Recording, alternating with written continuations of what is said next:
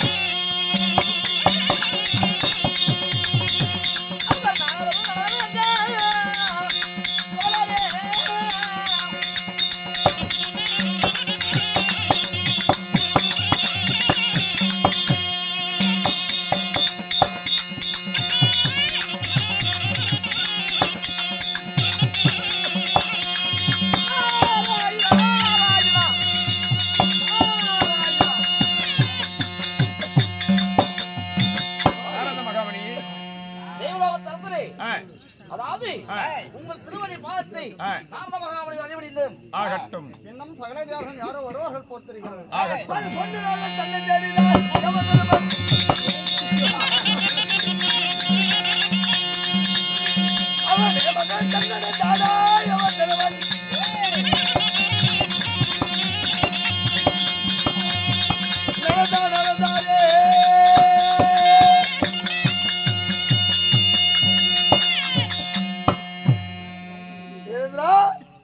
தாங்கள் யார்? நான் தான் தென் திசை ஆண்டவருடைய யமதரவன். எதற்காக வந்திருக்கிற? அழைப்பு வந்தது. எங்கிருந்து வந்துச்சு? தேவர் சபைக்கு வர வேண்டும் என்று. ஆஹா, வந்திருக்கிறல்லவா? வந்துவிட்டேன். மிக்க மகிழ்ச்சி. எங்கே சமாதானம்? சமாதானம் கீழே இருக்கின்றது. ஐயா, நீதி நேர்மை தவறாத கண்ணிய கட்டுப்பாடு தவறாத யமதரவன் கீழே வர வேண்டுமா? டீ கூட குடிக்காத யமதரவன் கீழே வர சொல்ல போகலாம். என்னிடத்தில் இருக்க முடியாது. ஆகட்டும், அமருங்கள். இன்று தினம் தேவர் சபைக்கு அனைத்து ரிஷிகளும் முனியர்களும் 56 நாட்டு மன்னர்களும் வந்து கொண்டிருக்கிறார்கள். சப்த ரிஷிகள் வந்து கொண்டிருக்கிறார்கள். வந்து விட்டார்கள்.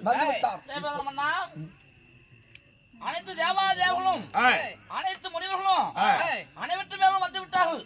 ஆனா இருந்தாலும் நான் ஒன்று கேட்கலாம் என்று ஆசைப்படுகிறேன். ஏது வார்த்தை? அதாவது என்றைக்கும் இந்த தெய்வலோகத்துல லட்சுமி கடாட்சம் மிகுந்து இருக்கும். ஆனா இன்னைக்கு லட்சுமி கடாட்சம் விலகி இருள் புதுது போல இருக்கிறது இந்த தேவர் சபை. நாரத மகாமுனியே, எப்பொழுதும் இந்த தேவர் சபையாகப்பட்டது சூரியன் பிரகாச போல் ஒளி வீசக்கூடிய தேவர் சபை இன்று தினம் இருளோடி போகிறது. காரணம் என்ன என்று கேட்கிறார். நாரத மகாமுனியே, யாரோ ஒருவர் உலகத்தை ஒரே நொடிக்குள்ள சுத்தி வரக்கூடிய நாரத மகாமுனி நன்கறிந்தவர். அறிந்து பாருங்கள், நினைத்தால் யோசித்து பாருங்கள். அதாவது இப்படி லட்சுமி கடாட்சம் விலகி இருக்கிறது என்றால் யாராவது பிள்ளை இல்லாத பாவிகள் இந்த தேவசபைக்கு வந்திருக்கலாம். அதனாலதான் இப்படி தேவசபம் அவ்வளவாக இருக்கிறது. நாரத மகாமுனியே, இந்த தேவர் சபையில் யார் என்பது நாம நன்கு அறிய முடியாது. பிள்ளை இல்லாத பாவி இந்த தேவர் சபையில் வந்திருந்தால் எந்திரித்து தலை குமிந்து 2 கயிறுகளும் கட்டி நிற்க வேண்டும். 33 கோடி யாவர்களும் சகல யாவர்களும் இந்த சபையில் அமர்ந்திருக்கின்றார்கள். ஆனால் இந்திரன் கட்டளை பிரகாரம் எவரும் இந்த சபையில் எழுந்து நிற்கவில்லை. அந்த பாவி நாமதான் போல் இருக்கிறது.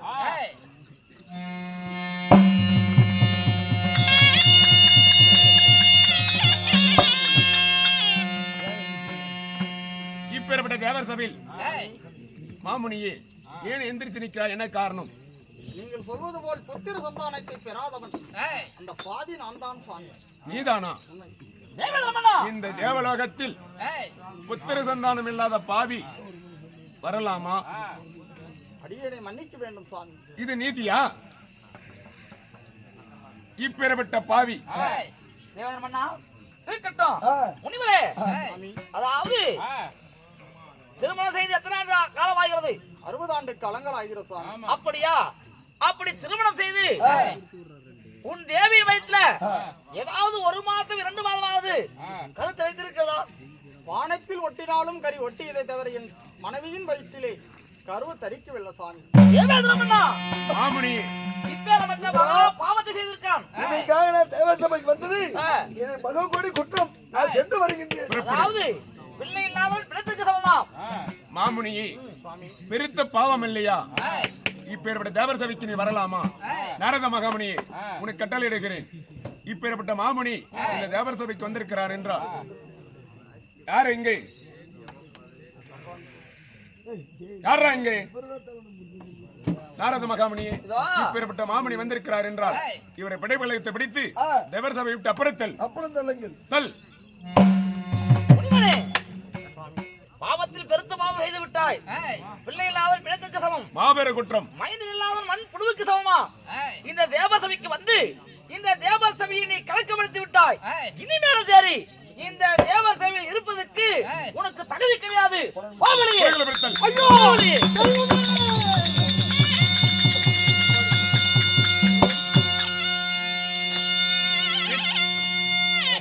இத்துடன் இந்த தேவர் சபை கலைக்கப்படும்.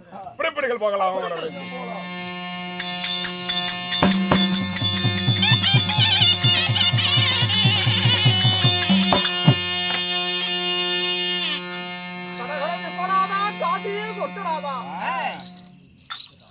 என்னை போல் சத்த ரிஷிகளும் சத்த முனிவர்களும் இந்த தேவர்கள் எரிந்திருக்கும் சபை.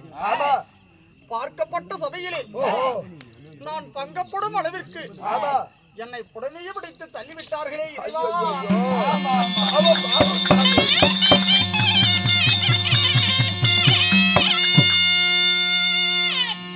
நான் பிள்ளை இல்லாத பாவி என்பதற்காகவே என்னை போல ஆடவர்கள் இருந்த சபை அல்லவா? உண்மைதான்.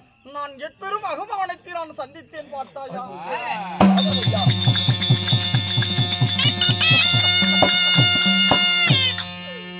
ஐயோ என்னை இந்த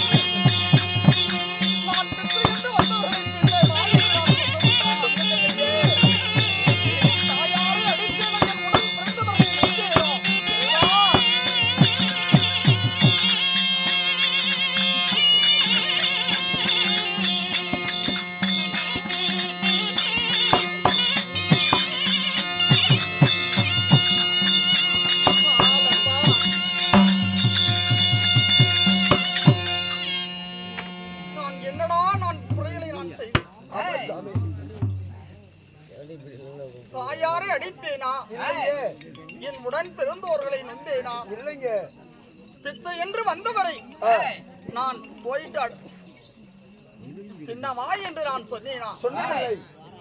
பிள்ளைப்பால் கேட்டவர்களுக்கு ஆமா. நான் தண்ணிப்பாலை காட்டேனா? கொடுத்ததில்லை. கூலிக்கு வந்தவரை நான் குறைவெல்லாம் அலைந்தேனா? இல்லைங்க ஐயா. நான் என்னடா நான் பாவத்தை செய்தேன்? ஆமா.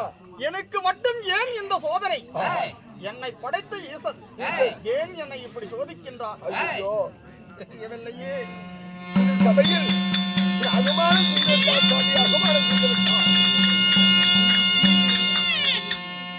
அப்பா, ஐயா, நான் என்ன குற்றங்களை புரிந்தேன் என்று தெரியவில்லை. ஆமா.